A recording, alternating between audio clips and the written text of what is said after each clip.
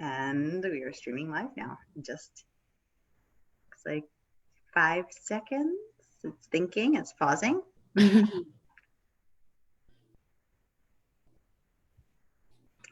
All right, and we are live. Welcome everybody to your Mighty Mystery interview. I'm your host, Sara DiVello, and I'm thrilled to be here today with Katie Tallo, author of Dark August, out today. Katie, welcome to A Mighty Blaze. Tell us about your book. Thank you. There it is. Okay, there it is, looking so gorgeous.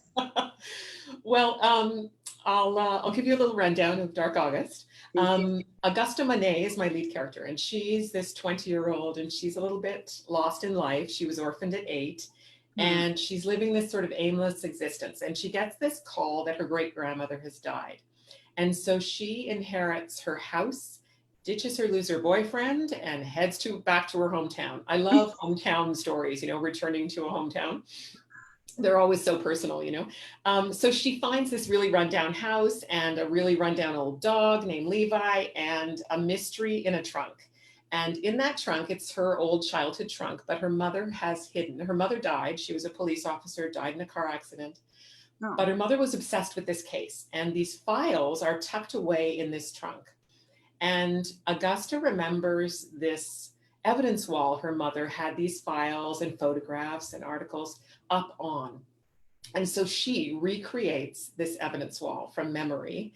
And that leads her to start as very amateur sleuthing into the cold case, but also kind of uncovers things she didn't know about her mother's death and stirs up some things that some pretty nasty people don't want stirred up. So, oh my God, Katie, that's so exciting. I am so here for all of that.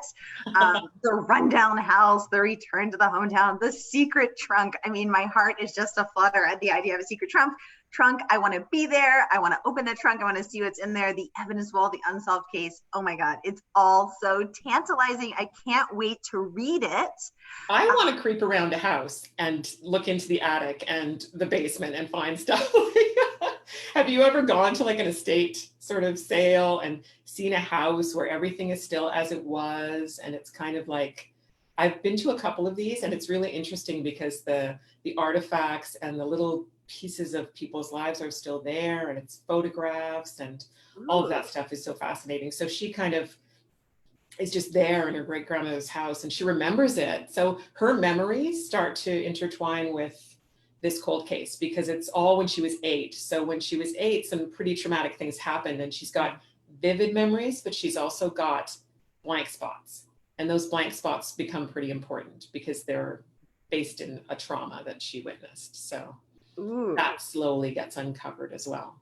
That slowly gets uncovered. Oh my gosh. And I just want to welcome our audience. I see Diane is saying hi. Hi, Diane. She says, congratulations on the book. You're a new author to me. She says, the plot sounds great. Yay, Diane. I think you're speaking for all of us. Welcome. And I just want to welcome everyone. Feel free to say hi, tell us where you're from, and ask Katie questions. This is your chance to ask the author anything you want about mystery, writing, genre, thriller, craft, her plot.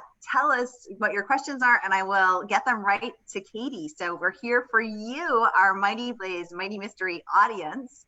This is your chance. Have at it.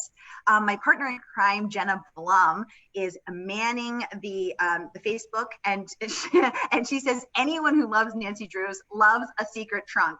Word. Yep. I love Nancy Drews. So Katie, tell us about your research process. You referenced going to estate sales. Were you thinking about, looking around and taking in information? Walk us through your research process. Well, I mean, that was just sort of the visual context that I was giving for that old house, but I didn't necessarily do that for the novel, but my research process is really grounded in my life, in my world.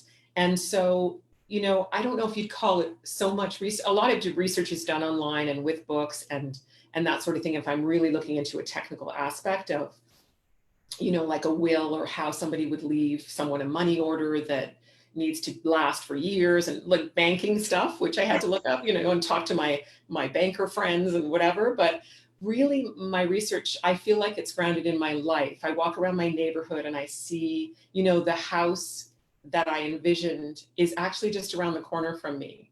It's a real house. It was so creepy and run down and overgrown. And there was just something about this house. I would walk by with my dog, Levi, who's now a character in the book. And I would sort of see this house. Now, it's since been fixed up, which is a real shame in a way. I mean, lovely that they fixed it up, but it was sort of my neighborhood streets, my you know, walks through this place that grounded it in the sense of place, because I really love and also the areas around my city. I live in Ottawa and in Canada, so I would drive the highways and go out to Elgin, which is a real town that I actually blow off the face of the earth in the book, but you know, it's still there. So I didn't actually hurt anybody there. But I love to go to these, I love small town stories too. I have a real passion for that. And I just like to kind of do my research by looking. And I guess it comes from my filmmaking background, but I like to see it as a movie playing out in my head and see scenes. And, you know, she does a lot of driving in the country and I just can see it more than I can almost describe it, if that makes any sense. I don't know if that answers your research question, but. That makes so much sense. And actually it's perfect because we have a question from the audience. Diane says, how many books have you written? And that actually, it leads us into what I want to talk about next. So Katie, this is your first book, right? It is sort of. It's my it's my publishing debut. So that, yeah, that's wonderful. I wrote a manuscript for another novel, probably about 2013. And I won a contest in the UK for unpublished female writers called the Mislexia Women's Novel Competition. And that was really the beginning of my journey into writing novels. I had written some screenplays and scripts as a director and writer in film, but as in terms of sinking my teeth into a longer project, that first manuscript was something that I just decided to kind of do without any structure. And I had, you know, novels or screenplays can be very structured and have a sort of set audience you're targeting it towards, whereas I just wanted to kind of write a little more freely.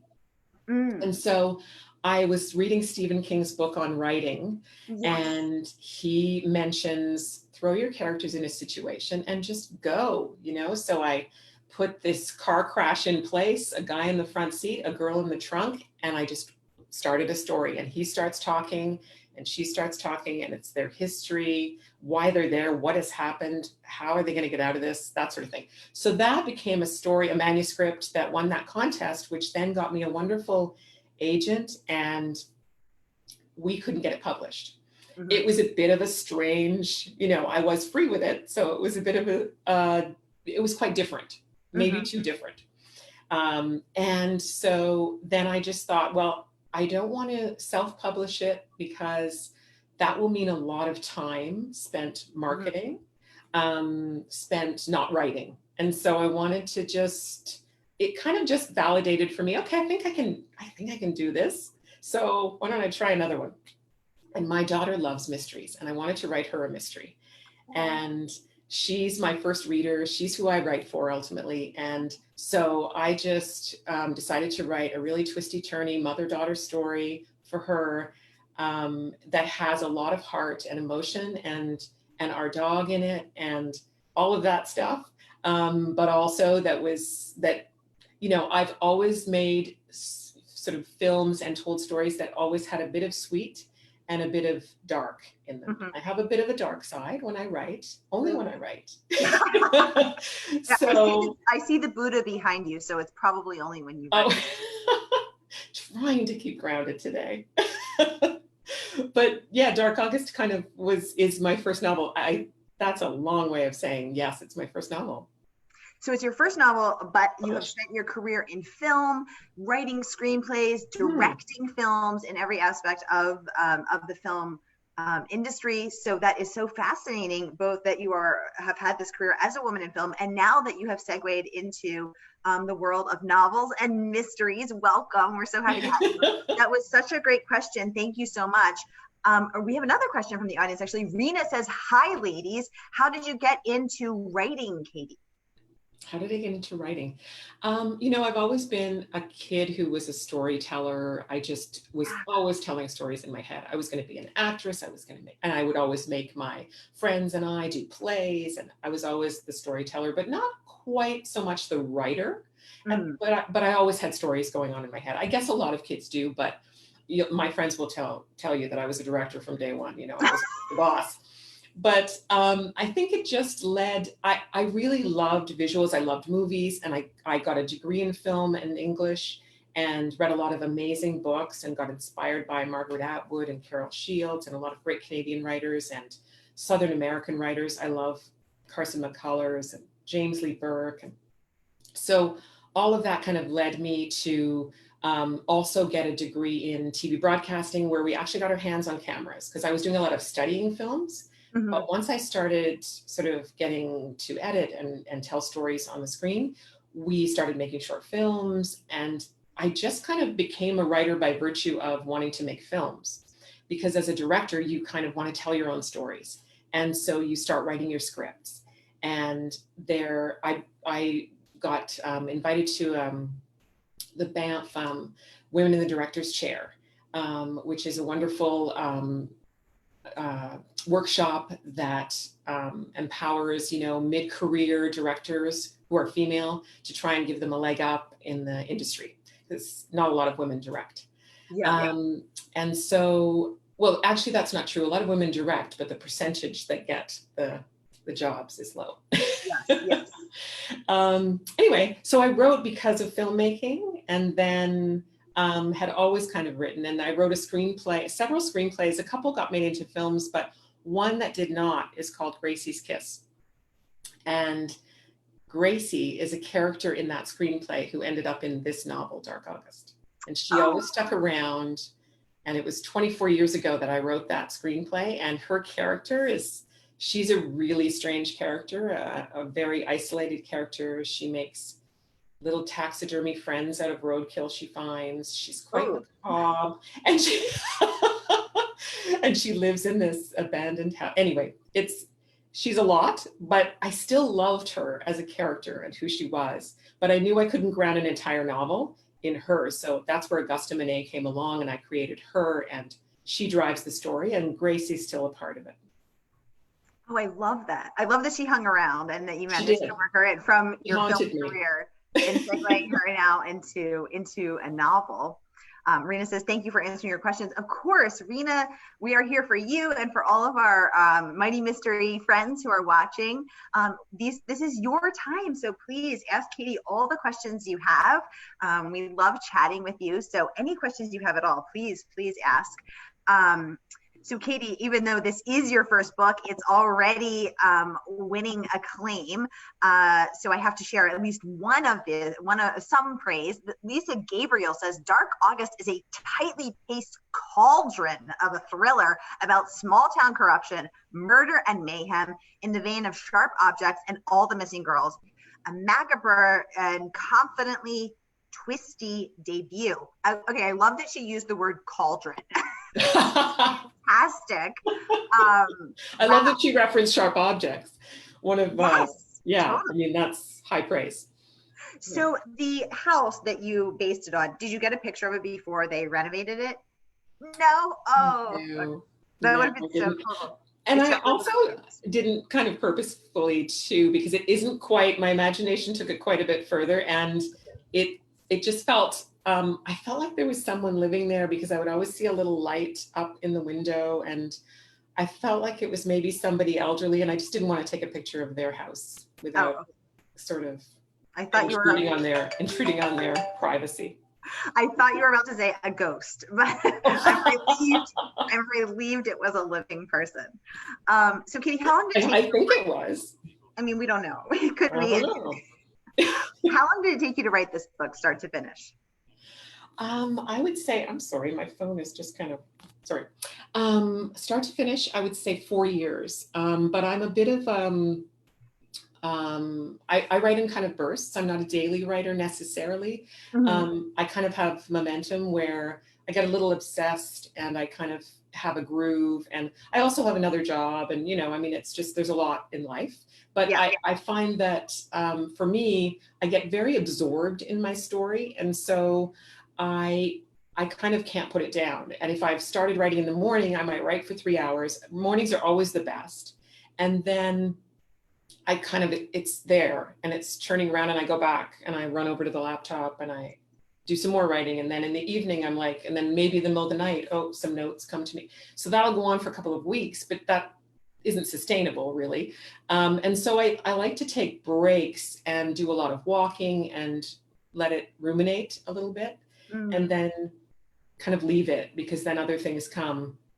And then as soon as I don't know why it happens, but sort of little ideas start coming to me, and the character, and I'll be writing more little notes, and I'll realize, okay, it's time to go back and dive in again deeply.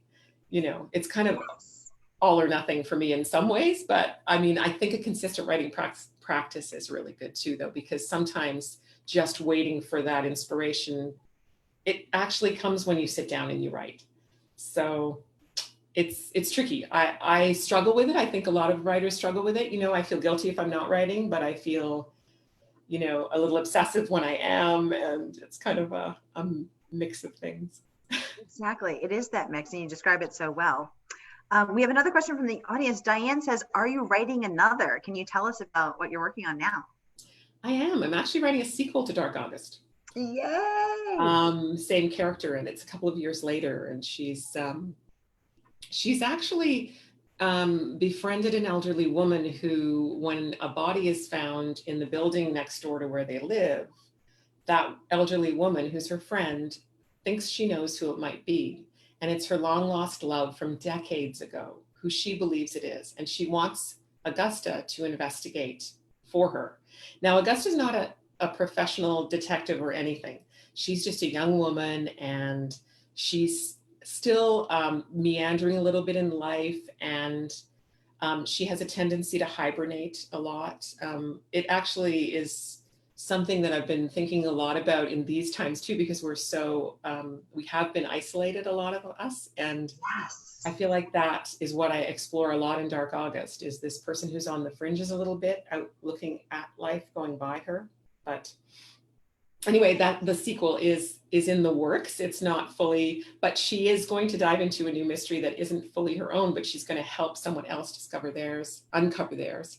And in the interim, of course, she riles up a few people, and the danger continues. And the danger continues. We can't wait. We're getting thumbs up from the audience. Rena says thumbs up.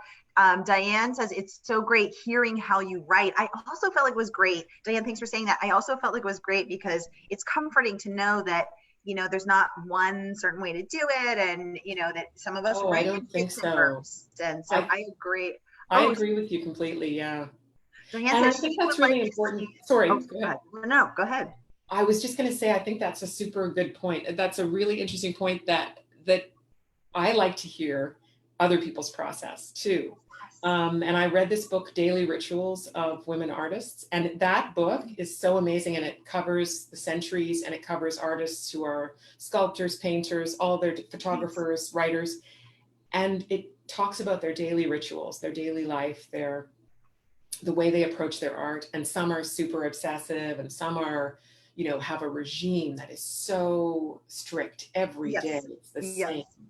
And reading that, you feel like it almost gives you permission to find your own rhythm and your own ebb and flow with your art, and what will work for you. And for some people, that means getting up at 3:00 in the morning and being in that cool headspace when nobody's awake. And for me, it's sometimes I experience that early in the morning. If the sun's not up yet, that's a really interesting time to write. Yeah. Things are quiet. Exactly. And I think it is so fascinating and so comforting to hear different processes for the exact same reason that you just said, because it lets us know how other people write and gives us permission to find our own. And it's crazy that you mentioned that book, because my writer BFF, Amy Scher, just sent it to me on Friday. She said, she texted me and she said, I'm sending you a gift. I'm not telling you what it is. And I got it on Friday, and I've been reading it all weekend. And it's so fascinating because some people are so regimented, as you said, rise, you know, and they do the exact same thing every day, walk the same path, do this. I mean, it's amazing. I use that book when I read it, I used it as a morning journaling tool. So I would read about one artist, and then I would reflect on what I could draw from her experience that would apply to mine and what didn't. And it was really an interesting journey, because by the end I had these notes that kind of helped me find my own rhythm. Yes, exactly. And as you've shared, you are a morning person. You were up at 4 a.m. this morning and witnessed a beautiful red sunrise. I did. It was red. It was so cool. For your book. Rena would like to know, has your writing process been affected by the pandemic, and how? Oh, that's a good question. Yes. I was quite stressed, as many people were. I'm not saying I had it any worse than anybody else. In fact, I probably had it quite good. But the stress of the information coming at you. And I think that led me to, I suffer from migraines, unfortunately. So I had a few of those, and they tend to knock me out for a few days and kind of leave me a bit foggy. That affected my writing. But aside from that, I was kind of distracted. And so it didn't seem important to be writing, but then I got into a flow. That was only for a few weeks. And then I realized that writing can be a good way to get back to yourself and explore whatever's going on in your mind, and de-stress and all of those things. So I managed to get into a bit of a rhythm. I wouldn't say it was the best. I wish I had been one of those people. I think there's so many people who like got in shape and rocked it, and just the last few months have been so amazing, and they've written pages and pages, which is great, you know, but it wasn't me. I think that's an urban legend. I think that's a social media myth. I think those people are currently eating a bag of Cheetos and watching reruns of Friends. Yeah. That's what I tell myself anyway. Katie, tell us about the title and the cover. Was the title, did you know it from the moment you were writing this book that it had to be Dark August? Is this number 101? Did any titles land on the cutting room floor that you kind of feel regretful about? Tell us the story of the title and the cover. Well, it was always Gracie's Kiss, which was the screenplay from 24 years ago. But I have a thing about titles, which is not probably a good thing, but I get very attached to them.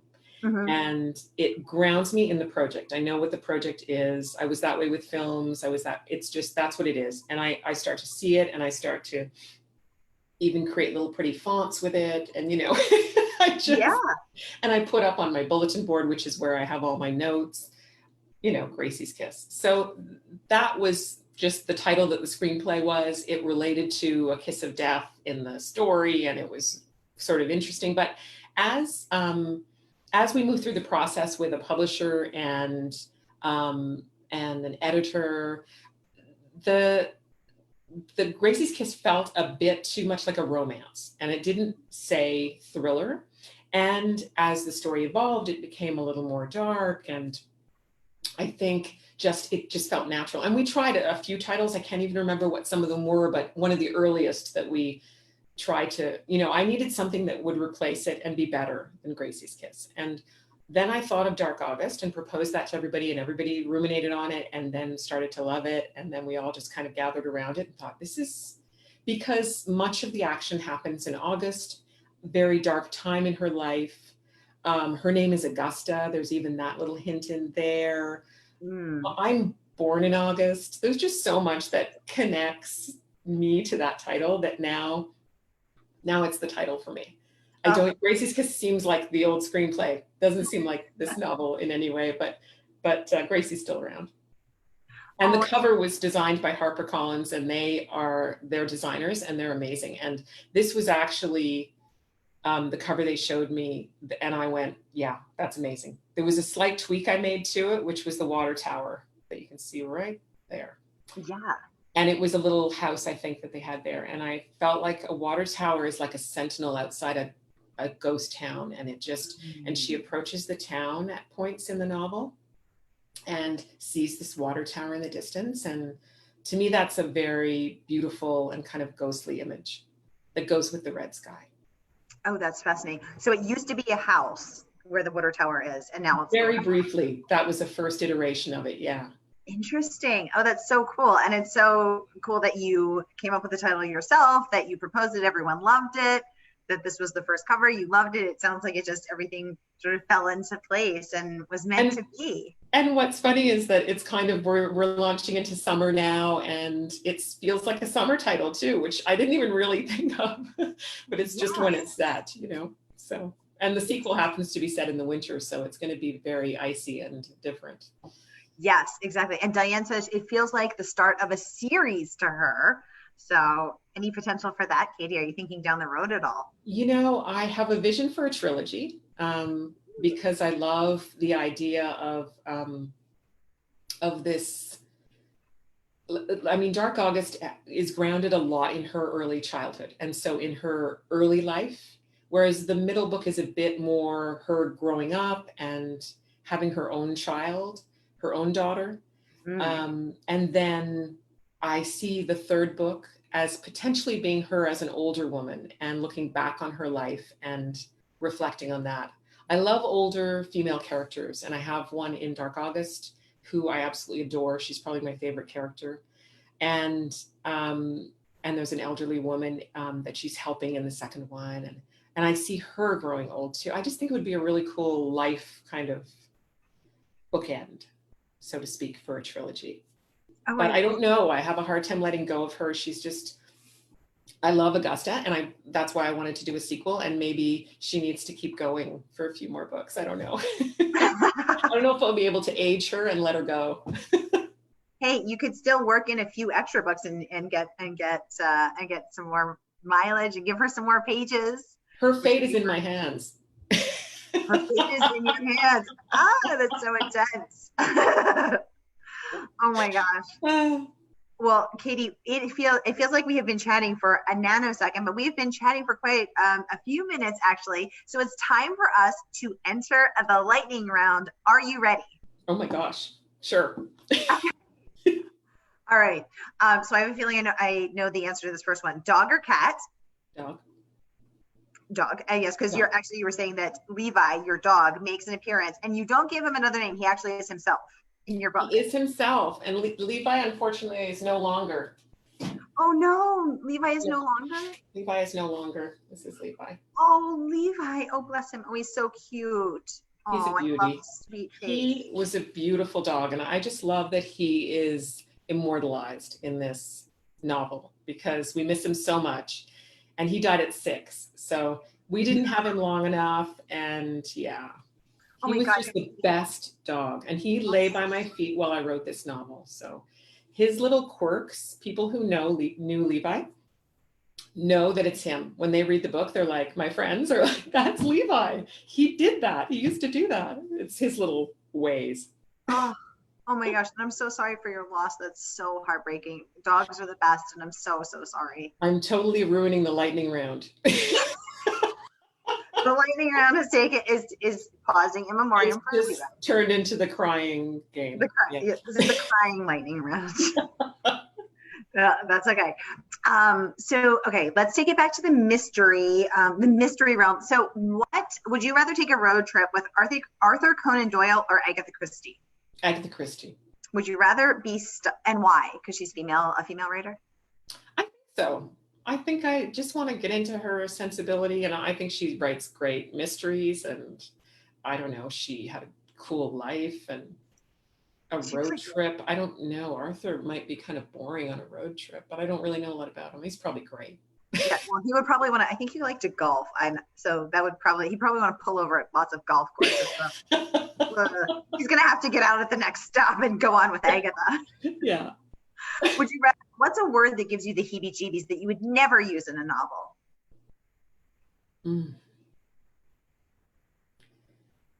Well, I tend to use the word just all the time. I don't know why. I put it in a sentence and then I go back out and usually take them all out. I don't know what I'm trying to do. It's like very or nice, or it's just an extra word that It's I so interesting. somehow seeps in. It's but Seeping in. I like the idea of seepage. That's true. Because we all have those words that do oh, just seep in to, Diana's saying she prefers Agatha as well. She would take the road trip with Agatha. Would you rather be stuck in Area 54? And I know you're Canadian, so that's an area in New Mexico, yeah. which is known for alien activity. Would you rather be stuck there with H.P. Lovecraft or Stephen King overnight? Stephen King all the way. So that you could talk to him about writing, or because he's better at survival, or so that we could just hang out, you know. I don't think I need to talk to him about anything specific. I just want to hang out with him. I can like a cool dude. Go for a nice long walk, you know. Yeah, around Area 54. Sure. There'd be lots to talk about. Yeah. Who's a writer, dead or alive, that you are dying to meet? I think James Lee Burke. I mentioned him earlier. He's just the coolest looking dude, for one, with the cowboy hat on his books, his author photo. But I love his books. I think he writes these wonderful sort of thriller, mystery, detective stories with they're super dark and super gritty, and yet he can describe a landscape and a sunset with such beauty and poetry that it's like the best of both worlds. And I think he's probably just a really cool dude. Oh, what a beautiful note to end on. Oh, by the way, we're getting lots of support for your choice of Stephen King. Everyone is seconding your choice of Stephen King. So good job, Katie. I just want to say what a pleasure to talk to you. And I want to remind everyone that we have a very special partnership with bookshop.org, which supports independent bookstores, which desperately need our love and support right now. So through A Mighty Blazes partnership with bookshop.org, you can buy Katie's book and support small bookshops, support independent bookstores, which is the best of both worlds, because I think we all need to read this book right now. Awesome. And I know I can't wait. So Katie, thank you so much for your time. Thank you for coming to chat with us on A Mighty Blaze. And I hope that everyone has a great day. We'll be back at 3 p.m. and 4 p.m. with Leah Conan and Catherine St. John. We'll see you soon. Thank you.